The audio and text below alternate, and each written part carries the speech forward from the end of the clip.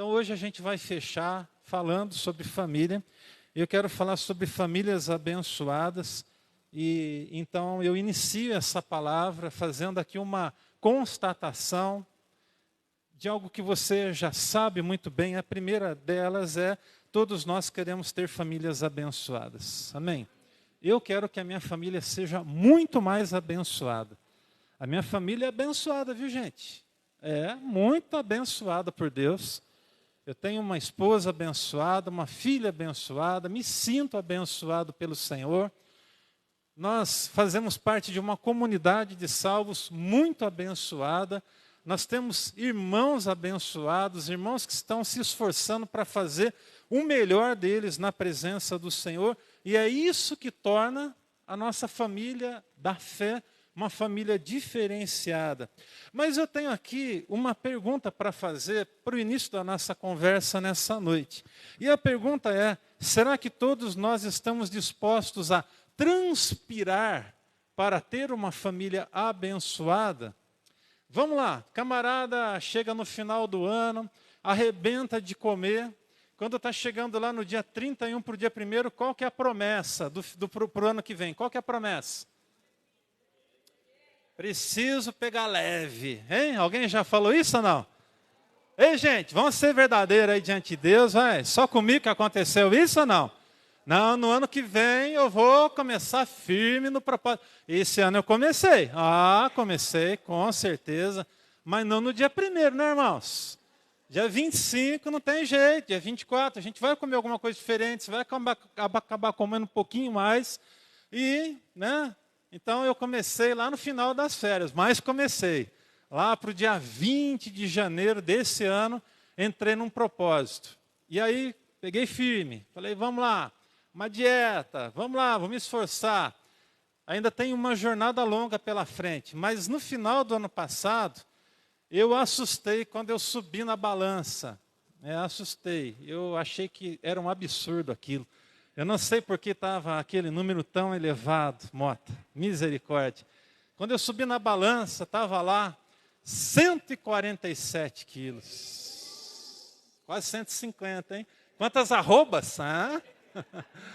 Pensa no negócio. Aí eu me desesperei. Eu falei, Deus, tem misericórdia. Tem compaixão de mim. Mas eu não fiz aquela oração, né, da misericórdia. Deus, toma conta de mim, não. Dobrei meu joelho e falei, eu não consigo por mim mesmo, então me dá forças, né? E aí fui, caminhada, dieta, alimentar, aquela coisa toda. E consegui perder uma quantidade boa de peso, mas ainda não o suficiente para dizer que eu transpirei o suficiente para alcançar o que eu quero. Por que eu estou usando essa comparação? Porque se você quiser ter uma família abençoada, você vai precisar pagar o preço. Você vai precisar transpirar. Você vai precisar sentar com a sua esposa, acertar as diferenças, ela da mesma forma com você. Vocês vão precisar decidir continuar caminhando juntos, mesmo em meio às dificuldades.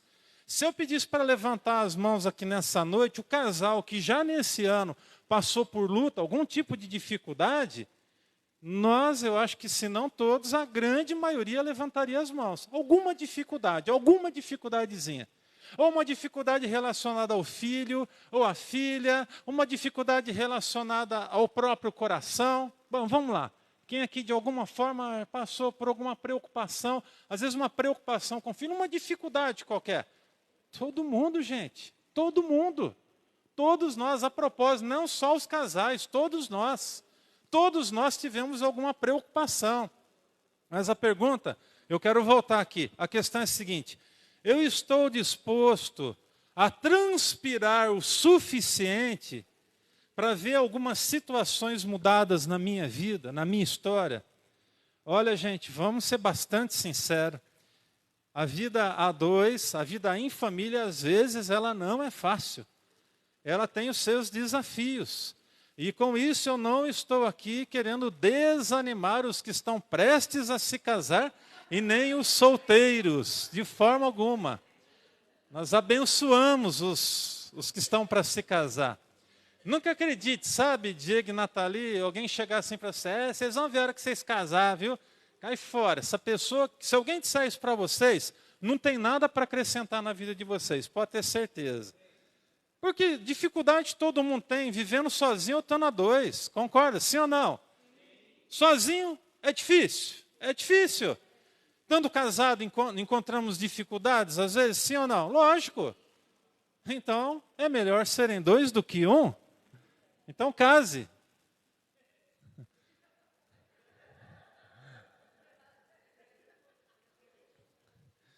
Vamos orar. Vamos continuar casados e vamos abençoar aqueles que estão para se casar. Vamos lá, algumas ações necessárias. A primeira delas, presta atenção, hein? Dedique tempo caminhando junto de sua família. É preciso colocar os pés no trilho do companheirismo. Diga companheirismo. Você precisa ser companheiro. Eu consigo enxergar isso em Atos, capítulo 2, verso 44, que fala da igreja primitiva. E lá uma constatação muito linda que diz: todos os que criam mantinham-se unidos e tinham tudo em comum. Eu não acho que isso aqui era vivido apenas na individualidade. Até porque Jesus estava alcançando famílias inteiras. As pessoas estavam se convertendo. E o texto vai dizer que essas pessoas que estavam se convertendo, todos os que criam, mantinham-se unidos e tinham tudo em comum. Sabe o que é isso? Companheirismo. Você precisa ser companheiro, meu irmão. Você precisa ser companheira, minha irmã. E ser companheiro, nós conseguimos ser de fato companheiro na necessidade do outro.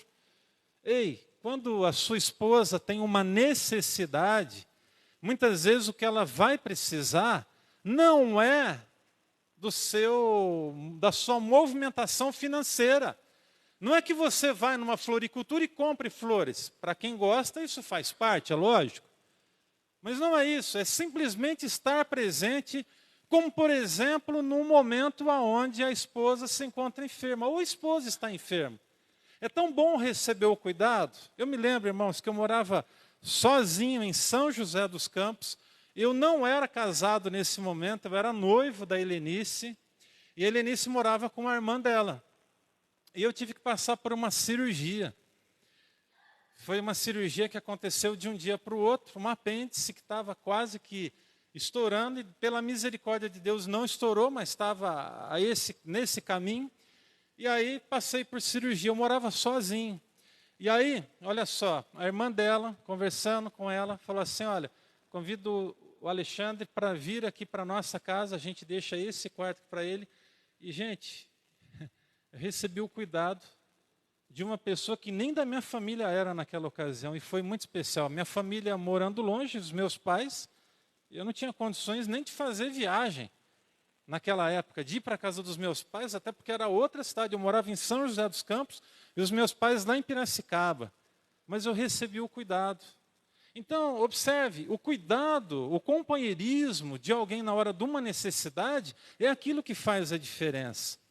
Hoje nós estávamos na nossa aula do CTM e uma irmã fez menção de algo que há muito tempo eu fiz por ela e eu nem lembrava mais. E eu falei: nossa, mas eu nem me lembro disso. Ela falou: então, pastor, você não se lembra, mas eu me lembro do que você fez. Naquele momento, eu com a minha esposa, nós somos companheiros daquela família, companheiros daquela irmã com os seus filhos. Agora, dentro da nossa casa, gente, tem que ter companheirismo. Tem que ter companheirismo. Se não tiver companheirismo, seu casamento vai ruir. Se não tiver companheirismo, as coisas vão ficar difíceis.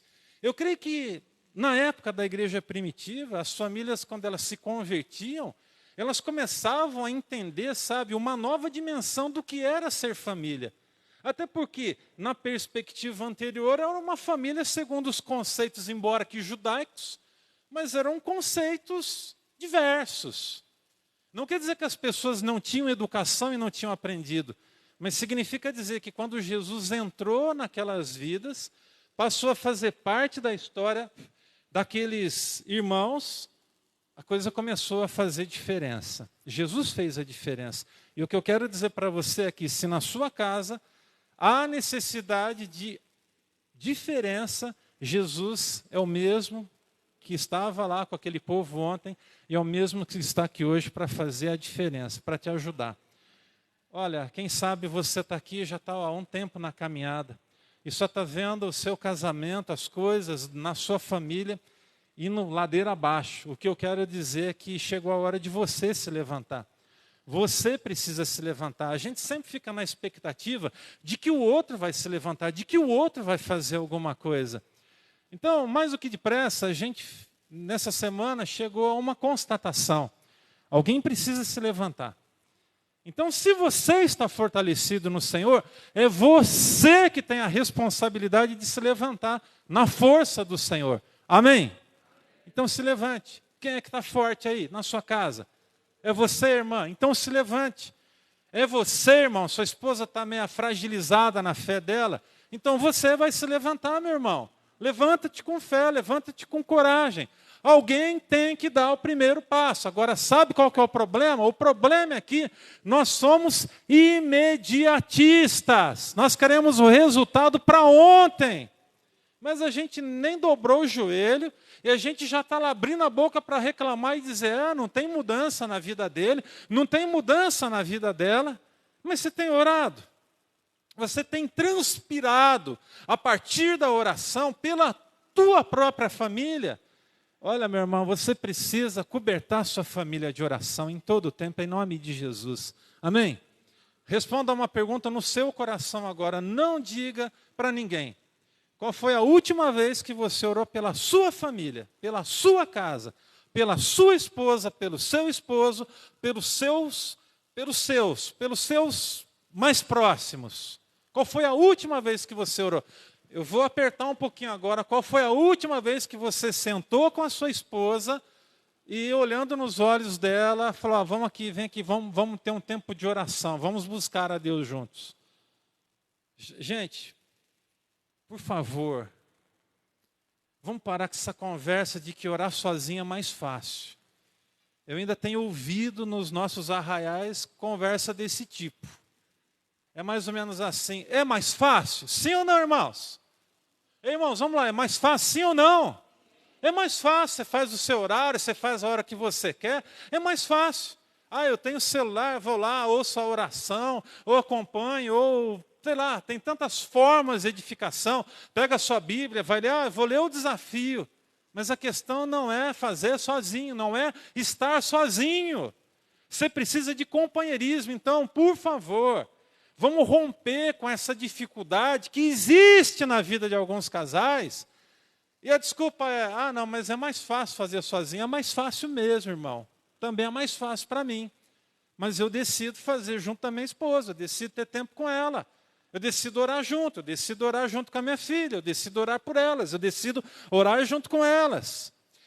O companheirismo nos proporciona 3 coisas. Primeiro, atenção às alegrias. Quando nós somos companheiros, a gente consegue observar a alegria estampada no olhar do outro. E a gente celebra junto. Agora, se você não é companheiro, o outro está lá se alegrando por vitórias que Deus está dando. E aí o que acontece? Você vai simplesmente achar que aquilo é normal. Você não é companheiro. Se você não é companheiro, nem a alegria do outro. E diga-se de passagem, até mesmo às vezes a alegria da qual você vai participar. Uma semeadura que quem sabe foi feita, que agora chegou a hora da colheita, que você orou, que você clamou, e se você não é companheiro, você não vai conseguir celebrar. Atenção às dificuldades. Companheirismo proporciona isso. Nós ficamos, quando somos companheiros, atentos às dificuldades, atentos aos problemas. Por quê? Porque nós temos diálogo. Diga, diálogo. Ei, meu irmão, você precisa ser companheiro da sua esposa. Irmã, você precisa ser companheira do seu esposo. Tem que ter diálogo dentro de casa. Se irrita menos e começa a ouvir mais. Preste atenção. Não tire decisões precipitadas das coisas que você está vendo acontecer mesmo dentro da sua casa. Então, quando nós somos companheiros, nós recebemos a alegria de poder ter atenção quanto às dificuldades. Mas há uma terceira coisa. Quando existe companheirismo, nós estamos atentos aos ataques. Amém? Irmãos, nós estamos juntos aí nessa noite, em nome de Jesus. Nós ficamos atentos aos ataques. Por quê? Porque também tem diálogo. Porque se a luta do outro é também minha luta. Se vai afetar ela, vai afetar a mim. Se eu não prestar atenção nas investidas espirituais agora presta atenção no que eu vou falar, contra a minha família, eu vou baixar a guarda, vou achar que está tudo muito bem, e daqui a pouco o diabo está pintando e bordando, fazendo o que ele quer fazer, que é destruir a família, e aí a gente simplesmente acha que, afinal de contas, nós não temos lá uma boa compatibilidade. Aí começa a passar na cabeça o quê? Melhor cada um seguir o seu caminho mesmo. Ei, se você nesse ano pensou em fazer isso, dê graças a Deus porque o Senhor não permitiu você fazer isso. Amém? Se você pensou em seguir o seu caminho, graças a Deus porque você não seguiu o seu caminho. Porque quem sabe a expectativa pensando numa nova situação, numa outra situação vai ser diferente. Pode até ser diferente. A gente não pode desconsiderar isso, até porque nós temos provas aqui no nosso meio de que uma primeira situação de um casamento foi desastrosa, foi dificultosa, mas que no segundo casamento, porque Jesus está presente, houve a diferença. Amém? Então, o que eu quero dizer com essas palavras é que é necessário ser companheiro, você precisa ser companheiro. Mas eu queria estender isso um pouco para os nossos filhos. Se você, meu querido jovem ou adolescente, está vendo que os seus pais estão em lutas, você precisa orar por eles. Você precisa constatar o problema, que há um problema, e precisa começar a dobrar o seu joelho. E se você, pai, observa que o seu filho está passando por provas, está sendo atacado, você precisa caminhar com o seu filho, em nome de Jesus. Sabe como é que nós formamos filhos vencedores? Tornando eles vencedores a partir do nosso exemplo. Seja exemplo dentro da sua casa. Amém? E deixa eu te falar uma coisa. Acho que não tem um jeito melhor de ser exemplo do que conduzir o seu filho nos caminhos do Senhor. Seu filho está onde agora? Se não está aqui ao seu lado, aonde é que está o seu filho? Aonde é que está a sua filha? Aonde é que você permitiu o seu filho estar nesse momento que não do teu lado para adorar ao Senhor? Que Deus nos ajude, que Ele nos fortaleça. O companheirismo irá fazer com que aconteçam 3 coisas. Se houver 3 ações tão importantes. Primeiro, disposição. Para ser companheiro você precisa ter disposição. Amém? É transpiração, irmão. Lembra lá? Você quer perder peso? Tem que transpirar, tem que fechar a boca, não tem outro jeito. Não é comendo igual um louco, mas que é bom comer. Não é? Bom demais. Pensa no negócio que não devia engordar, né? Comida. Mas não tem jeito. Já que engorda, o que a gente tem que fazer? Se policiar. Não tem outro jeito. Comprometimento é uma outra coisa importante. E doação, diga doação. Companheirismo é doação. O que é que você precisa doar para a sua família? É o seu tempo? Ah, não, eu estou trabalhando demais, não tem tempo para essas conversas, não. Presta atenção, está trabalhando muito? Quem está te dando o teu trabalho é Deus. E se Deus tirar o dedo dele 1 segundo da sua vida, você cai prostrado. E há um propósito muito especial da parte de Deus para com o homem, quando Deus concedeu ao homem família. Você precisa entender que a sua família é o seu bem maior. Amém? É o seu bem maior. Não adianta você trazer um monte de dinheiro para dentro de casa e a sua família está arrebentada. Seu filho não crescer na presença do Senhor. Ou quem sabe, se desviar da presença do Pai. É muito triste, gente, quando nós, ao criarmos os nossos filhos, eu digo isso numa perspectiva mais de visualização, porque infelizmente na vida eu vi isso acontecendo muitas vezes. É muito triste quando você vê que o pai ou a mãe, ou os dois, foram negligentes na criação dos seus filhos, E aí quando o filho pega uma determinada idade, mais do que depressa ele fala, eu não quero mais saber disso.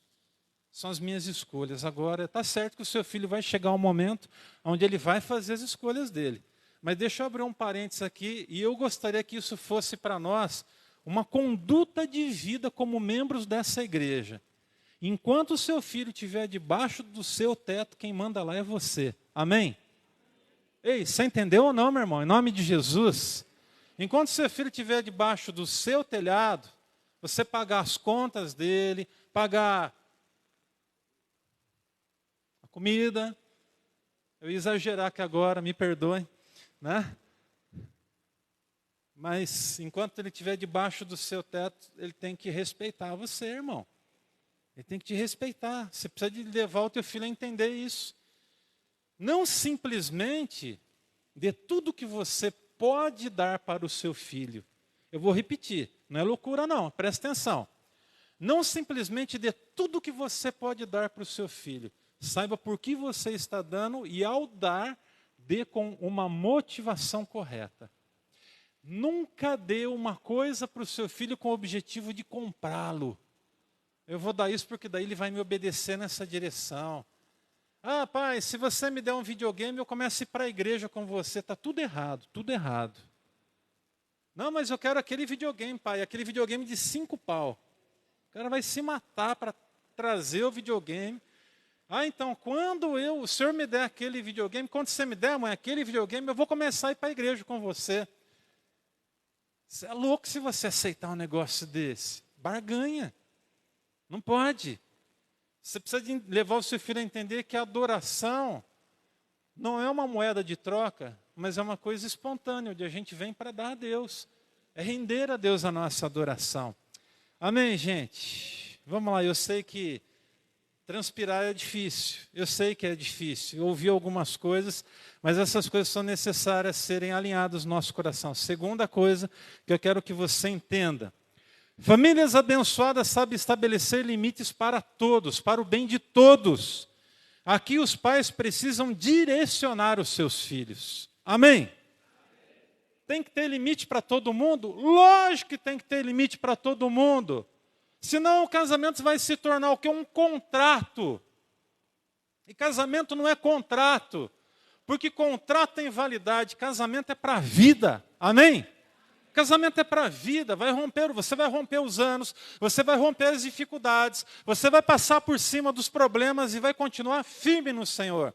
E aí qual é a fonte dos limites? É o que o pastor está falando? Não, é o que a Bíblia diz. Porque se o pastor disser alguma coisa que está fora de sintonia com a palavra, ele nem sequer precisa ser ouvido.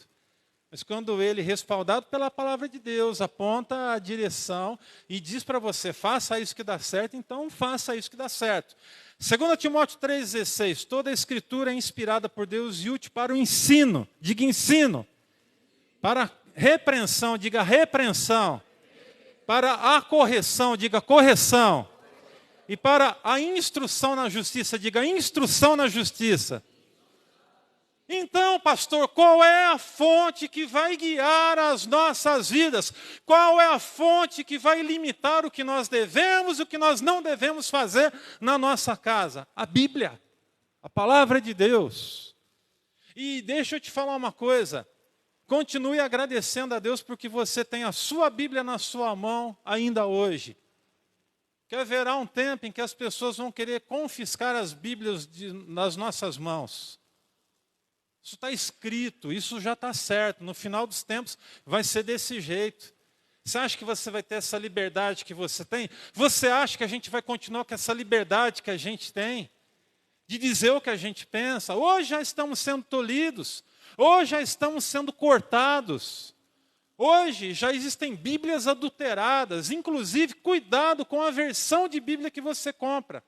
Tem uma versão nova agora, que é uma versão que foi adulterada. Ela foi adulterada. Essa é a palavra que eu consigo enxergar. É o termo que eu consigo enxergar. E ali abre-se concessão para todas as coisas. Inclusive, extraiu-se dessa Bíblia textos que falam da família, como eu vejo e como você vê. Está dando para entender?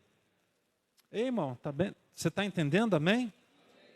Então, bastante cuidado, gente. Pastor, qual é a regra, então? Palavra de Deus. Fica com a palavra de Deus, abraça a palavra de Deus. Ela é inspirada por Deus e útil para o ensino, para repreensão, para correção e para instrução na justiça. A Bíblia foi escrita num período de 1.600 anos, por aproximadamente 40 homens inspirados por Deus. Ela foi soprada pelo Espírito Santo de Deus à vida dos homens, e esses homens escreveram nos mais diversos cenários. Tempos de paz, tempos de guerra, tempos de alegria, tempos de celebração, tempos de reconstrução, tempos de construção, os tempos mais diversos. Ela foi escrita em 3 idiomas. Antigo Testamento hebraico e Novo Testamento em grego e porções de aramaico. A palavra de Deus, ela é inspirada pelo Senhor. Nós, aqui nessa igreja, cremos na inspiração das Escrituras. A palavra de Deus, segundo o que o Salmo nos diz, 119, 105, ela é lâmpada para os nossos pés e luz para os nossos caminhos. Amém? Assim é a palavra de Deus. Mas a palavra bendita do nosso Deus, ela não apenas é isso que eu estou dizendo, ela não é apenas inspirada. O texto das Escrituras, no capítulo de número 4 do livro de Hebreus, no versículo 12, diz: pois a palavra de Deus, a Bíblia, a sua Bíblia, ela é viva e eficaz, é afiada, e qualquer espada, mais afiada do que qualquer espada de 2 gumes, ela penetra até o ponto de dividir alma e espírito, juntas e medulas, e julga os pensamentos e as intenções do coração do homem. Essa é a palavra de Deus. Qual é o crivo? Bíblia. Pastor, eu quero ter uma família abençoada. Então observe os limites que a palavra de Deus coloca para você como família. E o que é que a Bíblia diz? A Bíblia ensina tantas coisas, inclusive o que é o amor. E se está faltando amor dentro da tua casa, comece a ler a sua Bíblia, porque você vai começar a amar do jeito de Deus, do jeito que Deus deseja que você ame. Gente, nós vivemos tempos difíceis para criarmos os nossos filhos. É um tempo de informações tão rápidas, tão rápidas. Os nossos filhos, alguns dos nossos filhos, eu não estou aqui generalizando, por favor, você que é jovem, adolescente, eu não estou generalizando, mas alguns se sentem conhecedores de tudo. Eu lembro que, alguns anos atrás, quando eu sentava com o meu pai, ele começava a falar algumas coisas, eu ficava ali aprendendo. Eu ficava ali ouvindo atentamente, quando ele queria me ensinar alguma coisa, foi tão bom aprender. Mas logo que eu cresci, alcancei uma determinada idade, eu comecei a achar que algumas conversas do meu pai estavam ultrapassadas. Eu comecei a achar que algumas coisas que meu pai falava já eram coisas que eram do século passado, como se eu não fosse do século passado, né? Somos, né, Lenice, do século passado, de 1900 e... aí vai lá para trás, né? 1900, século passado, todos, uma grande maioria aqui, né, uma boa parte da turma aqui, somos do século passado.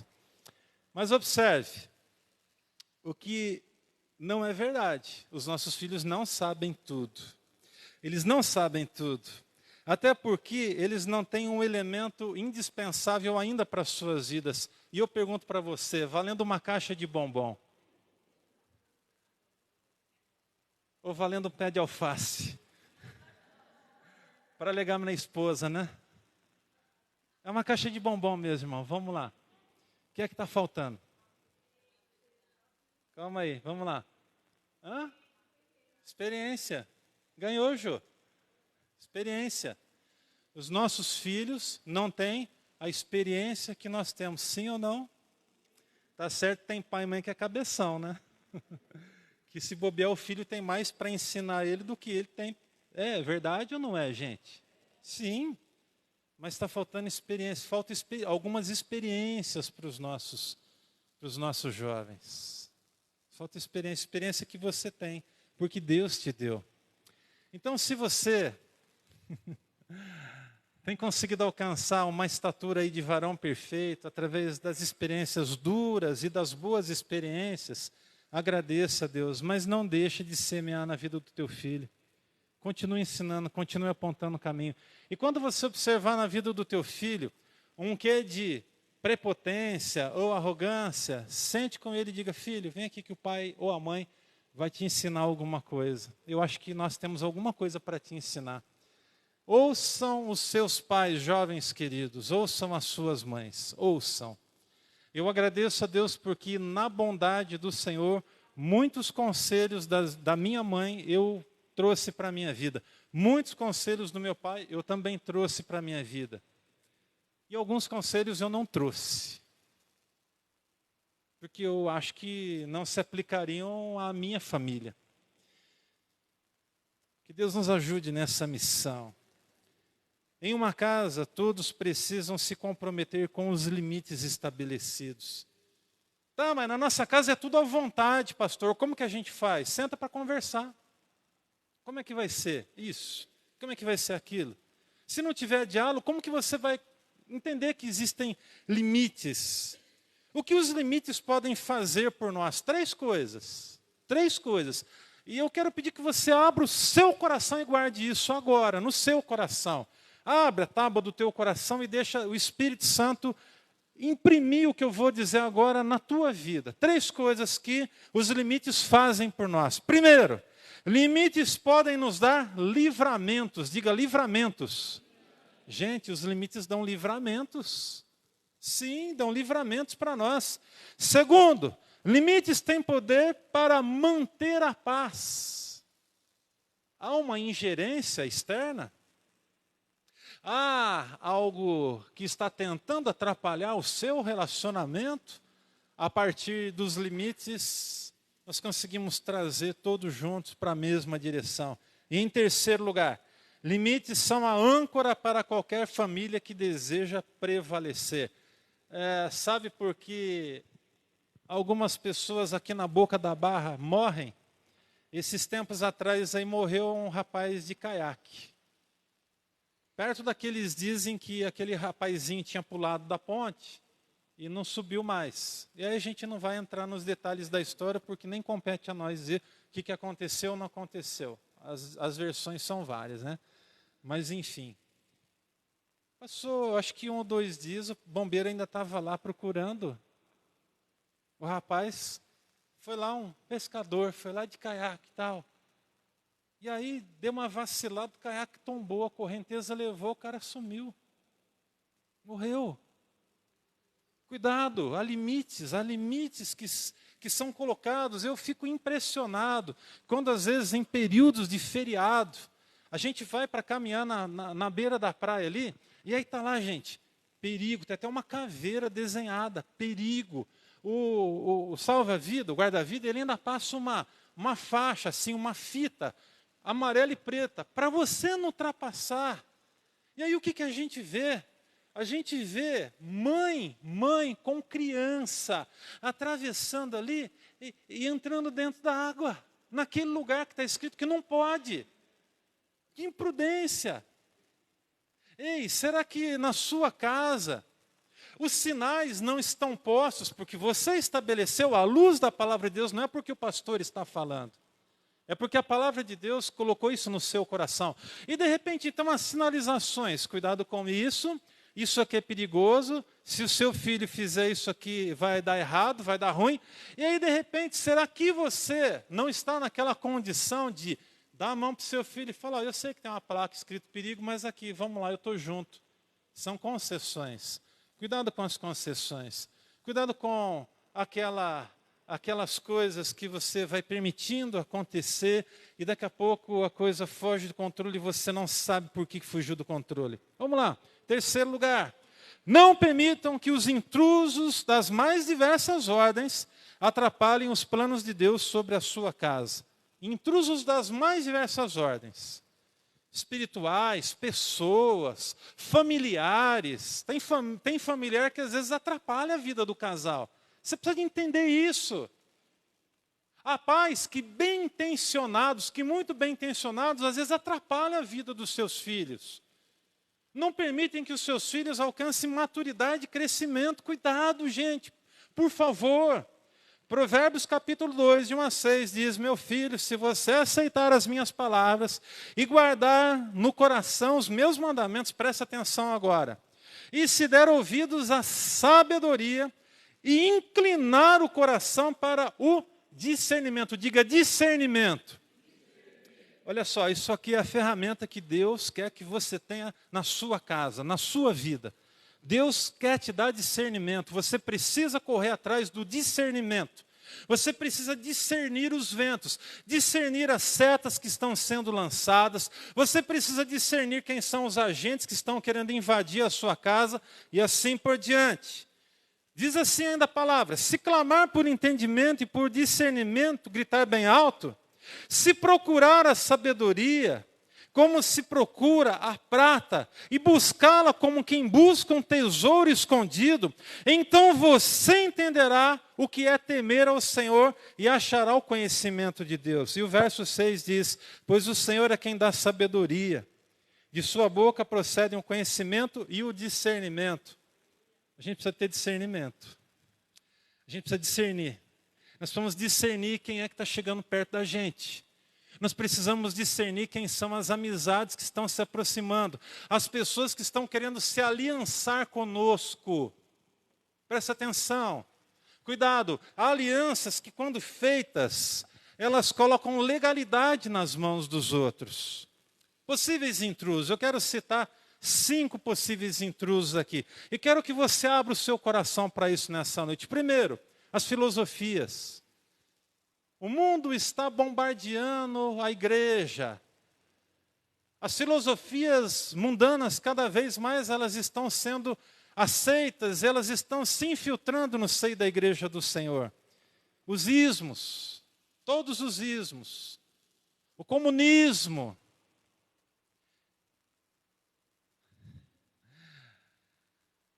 E a gente não vai aqui pormenorizar essa questão, mas é um dos grandes males que nós estamos vendo acabando com as igrejas hoje. E tem gente que acha bonitinho flertar com essa desgraça do inferno. É o que eu consigo entender. Ah, porque o comunismo é uma coisa interessante, porque afinal é tudo igual. É tudo igual a nada. É tudo igual para quem? Para o povão, para a gente. Para aqueles que estão sobre, é o mais que eles puderem sugar de cada um de nós. O comunismo, o liberalismo. Nós poderíamos citar outros ismos aqui nessa noite, mas cuidado com as filosofias. O liberalismo é uma delas. É um reflexo do liberalismo. Ah, eu prefiro ter o meu filho dentro da minha casa, dormindo com a namorada na cama dele lá, do que ver o meu filho indo para as baladas da vida e para os motéis da vida. Está tudo errado. Tudo errado. Se o seu filho não é casado, ele não tem que se relacionar. Se a sua filha não é casada, ela não tem que se relacionar. Tem que se guardar. Sexo é feito para o casamento. Sexo é abençoado na hora certa. E se você, jovem, está flertando com o pecado, tem tido sede por isso, ou quem sabe tem escorregado nessa direção, eu quero te dizer uma coisa nessa noite: você precisa resgatar a sua identidade como filho de Deus.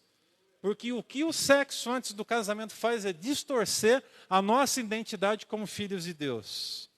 Pode parecer um discurso radical, mas não é. Se você for à luz da palavra de Deus, você vai entender perfeitamente o que eu estou dizendo. Então, o liberalismo. Eu lembro de uma irmã que uma vez chegou para mim, há muitos anos atrás, numa outra igreja que eu fui pastor, isso há mais de 15 anos atrás. Pastor, olha, eu já não sei mais o que fazer e acabou que eu acabei comprando uma cama de casal e botando no quarto dela lá, da fulana.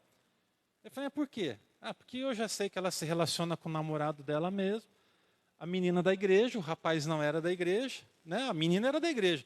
Eu falei, ela está com essas ideias? Então tá bom, preciso conversar com a sua filha para lembrar ela do que é o verdadeiro cristianismo. E o cristianismo tem pureza, precisa ter pureza, é santidade. E olha só, jovem, deixa eu te falar uma coisa. Se você tem escorregado nas cascas de banana, das mais diversas que aparecem na sua frente, e eu não estou falando só de relacionamento sexual, eu estou falando de pornografia, estou falando de tantas outras coisas, o que você precisa entender é que você está abrindo uma porta espiritual dentro da sua casa. Seu pai está lá ralando, sua mãe está lá ralando e você está lá abrindo portas. Aí a sua família não é abençoada também por sua causa. É sério. Deu para entender, gente querida? Posso ouvir um amém? Amém. Posso ouvir um glória a Deus aí? Eu sei que não é fácil glorificar Deus por ensinos como esses, mas esses ensinos, eles precisam ser lembrados a nós de tempos em tempos, aqui como igreja do Senhor Jesus. Amém? A gente sempre vai lembrar vocês disso. Eu até acho, gente, de verdade, eu vou aqui falar uma coisa, que eu nem pensei, nem orei sobre isso, mas eu acho que a gente tem que dar uma olhada para alguns exemplos que a gente segue, às vezes até de outras igrejas, onde o pessoal tem aquele zelo tão especial com a vida dos jovens, que ele fala assim, ó, o jovem para começar a namorar é de 18 para cima. Tem igreja que impõe isso para o jovem, fala, ó, é essa pegada. Porque o que acontece? A gente deixa a vontade entre aspas, entenda bem, porque os líderes dos jovens vão dizer, olha, cuidado com o namoro precoce, cuidado com isso, com aquilo. Por quê? Porque a gente sabe que não é fácil, sim ou não, todo mundo aqui já foi jovem e sabe muito bem. E aí, o líder de jovem vai ensinar, a líder de jovem vai ensinar, o pastor tem a mesma visão, porque esse ensinamento parte do pastor da igreja, mas o pai libera, a mãe libera. Aí a responsabilidade é sua, irmão e irmã, das respectivas consequências. Então cuidado, gente, cuidado com as concessões. Eu lembro de tantas pessoas que quando pensaram em namorar vieram conversar comigo. Não é porque eu sou pastor da igreja, não, que eu tenho que saber sabe, dizer, e não é nada disso, esbravejar, não é nada disso. Mas parece que esses cuidados, esses zelos já não existem mais no nosso meio. E a gente precisa de resgatar alguns valores que eu acho que são importantes. Não vamos pôr nada aqui sobre ninguém. Julgo longe de nós. Isso pode ser quem sabe até um resquício de uma ação religiosa da nossa parte, mas eu acho que tem coisa que a gente precisa de tomar cuidado e prestar atenção. É só um compartilhar, amém? Amém, irmãos? É só um abrir de parênteses aqui agora. Nossa, pastor, mas eu sou novo e namoro, então vigia, vigia, vigia. Toma cuidado. Eu estou querendo namorar, quantos anos você tem? 15. 12, pelo amor de Deus. 14, não trabalha. Dia dos namorados. Vai querer dar buquê de flores na conta do pai. Está errado? Ei, está errado. Vai catar latinha, vai plantar bananeira, vai fazer alguma coisa, vai trabalhar. Vai se sustentar, aí você vai fazer o que você quiser com o seu dinheiro. Quero dar uma aliança para ela, de compromisso, de prata ainda. Quem que vai bancar essa aliança? Minha mãe faz no débito, ou então faz no Pix, ou então se bobear faz no crédito. Que eu já conversei com ela, está seco lá o esquema em casa, não tem cascaio. E aí vai precisar parcelar 10 suaves prestações de R$100. Aliança de compromisso. Quem que vai pagar? O pai com a mãe. Gente, pelo amor de Deus, entenda que o negócio está errado. Deu para entender, gente? Pastorzão meio quadrado, né? Não. Eu sou conservador, sim, na minha forma de enxergar a vida. Mas eu até acho que a gente não é quadrado. Somos até meio que redondinho, né? Uma vez um pastor, aliás, uma pessoa, né, chegou a falar assim para mim, pastor, aquele irmão acha que o pastor é muito quadrado. Eu falei, é mesmo, ele acha que eu sou quadrado? Falei, então, faz o seguinte, pega o quadrado e pega o redondo e bota em cima de uma mesa e dá uma chacoalhada e vê qual que cai primeiro. Ele falou, pastor, o quadrado fica mais tempo ali, né? Eu falei, então, corre menos risco, né? Mas se você coloca uma bolinha de gude, um dado aqui em cima da mesa e faz isso aqui, a bolinha vai para o chão em 2 tempos. E o quadradinho fica ali. Bom, pastor, eu não estou entendendo direito, você vai entender. Possíveis intrusos, filosofias, liberalismo, maligno, setas inflamadas, gente que o diabo vai levantar para querer ferrar o seu casamento, desculpa a expressão, o pecado, pessoas equivocadas que não entenderam que você é um filho de Deus. Você acha que todo mundo olha para você como filho de Deus? Que nada. Tem gente que está olhando para você como uma oportunidade de dar o golpe, de dar o balão, de dar o chapéu. Tem gente que olha para você como, sabe, a saída. Cuidado, em nome de Jesus. Quando você detectar intrusos, o que você tem que fazer? Posso enfiar o pé neles, pastor? Calma, respira fundo. Não, você pode fazer besteira. Pastor, eu detectei que tem intruso. O que você tem que fazer? Primeiro, ore. Segundo, certifique-se que de fato é um intruso. Certifique-se. Você tem que ter certeza que é um intruso. Que é alguém que está querendo, de repente, atrapalhar. Terceiro, haja, converse e explique. Se alguém de fora fala assim, seguinte, aqui é servo de Deus, aqui é serva do Senhor. O caminho é esse aqui. Esse é o caminho. Essa é a direção. Em quarto, reaja. Se você entender que a sua família está sendo prejudicada, você tem que ter reação, irmão. Você tem que reagir. Você não pode simplesmente deixar a coisa acontecer, porque senão vai só piorar, vai só ficar difícil. Pastor, já orei, me certifiquei, é um problema. Você agiu, você sentou, explicou, conversou, ótimo, resolveu, você ganhou o assunto encerrado. Não teve reação positiva do outro. Eu estou falando de um cônjuge ou de filhos. Observe, reaja. Você precisa reagir. Você precisa, se ainda não existe, estabelecer limites. Estabeleça limites em alguns casos. Afaste-se. Tem gente que vai vir para melar a coisa. Você tem que se afastar. Nossa, mas o pastor não fala que a gente tem que ser sal da terra e luz do mundo? Lógico que você tem que ser sal da terra e luz do mundo. Você tem que amar todas as pessoas. Mas quando você se aproxima de alguém, você está lá falando do amor de Deus, você está lá compartilhando da graça de Deus, e a pessoa está querendo lascar a tua vida, você vai continuar nesse love, só love? Você tem logo que cortar, mete a tesoura e fala, estou fora, sai fora. Coloca limites, em nome de Jesus. Limites, estabeleça limites, afaste se necessário for. Em sexto lugar, não procrastine. O que é procrastinar? Amanhã eu resolvo isso, não vamos conversar sobre esse negócio hoje. Mas vai conversar quando? Quando que você vai conversar? Não procrastine. Procrastinar é deixar para depois. E aí o problema é que deixar para depois pode dar espaço para um terrível abismo. Ei, preste atenção. Por último, ore mais e vá para a guerra de joelhos. Tem coisa que você vai tentar falar e não vai acontecer nada. Você vai falar de novo e não vai acontecer nada. E aí lembra do filme de ontem, para quem esteve aqui, vai para a oração. Vai para a oração. Compromisso. Transpira em oração. Um dia, 5, 10, 15, 20, um mês, 40 dias, 50 dias, um ano.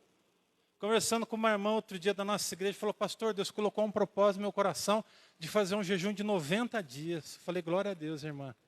Que Deus se fortaleça nesse propósito. Eu estou com uma situação assim, eu preciso que isso seja resolvido. Eu falei, irmã, Deus te abençoe. Que propósito. 90 dias, gente. O que a irmã está fazendo se não transpirar? Ela está transpirando, ela quer que a coisa seja transformada à sua frente. Ela está aí para pagar um preço. Agora olha para mim aqui, você que é casado. Pastor, meu casamento está ruim. Chegou a essa conclusão? Incentivo. Começa a orar. Começa a orar. Ah, mas o meu cônjuge não quer saber de orar. Então você vai para o joelho, você vai orar. Você vai pedir, Deus muda, Deus transforma. E você acha que Deus não transforma? Eu vou dizer o que eu disse ontem à noite aqui. Olha para mim agora. Deus me transformou. Deus me transformou. No meu relacionamento com a minha esposa, tinha coisa que precisava de ser mudada na minha vida. Precisava ser transformada no meu mundo interior. Precisava de ser lapidada pelo Senhor, o nosso Deus. E aí minha esposa foi para o joelho. E aí o que Deus faz quando alguém se compromete em transpirar pela vida do outro? Deus honra a fé. Deus vai honrar a sua fé. Se você precisa ver uma transformação dentro da sua casa, o Senhor vai honrar a sua fé. Mas olha, por favor, não vacile. Não vacile, não vacile, não desista. Fique firme no Senhor. Ore, vá para o joelho. Por último, gente, a correção nos rumos precisa acontecer no âmbito familiar. Aqui, aponta o caminho quem está mais íntimo do Senhor. Vai ter alguém dentro da casa que vai estar mais alinhado com o céu. Então, se você está mais alinhado, é com você que Deus vai trabalhar. Provérbios 14:12 diz: há caminho que parece certo ao homem, mas no final conduz à morte. Existem às vezes pessoas que nós amamos, que estão do nosso lado e que estão cegas, porque acham que os seus caminhos são os melhores.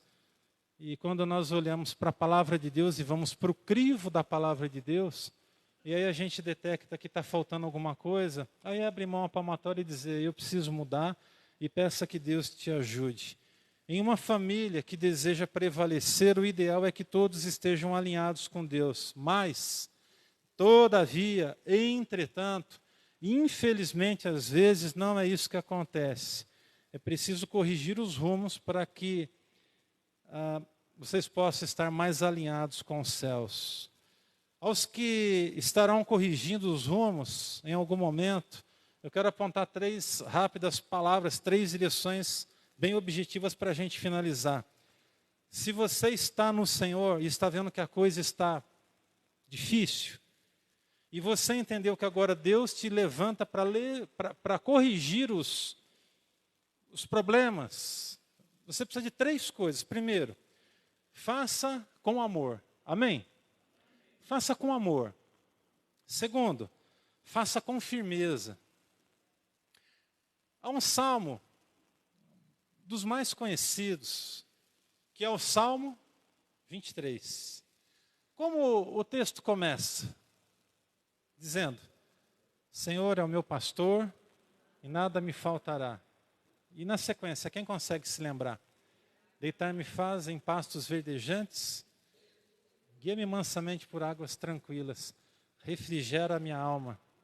Ainda que eu ande pelo vale das sombras e da morte, não temerei mal algum, porque tu estás comigo. Presta atenção agora. A tua vara e o teu cajado me consolam.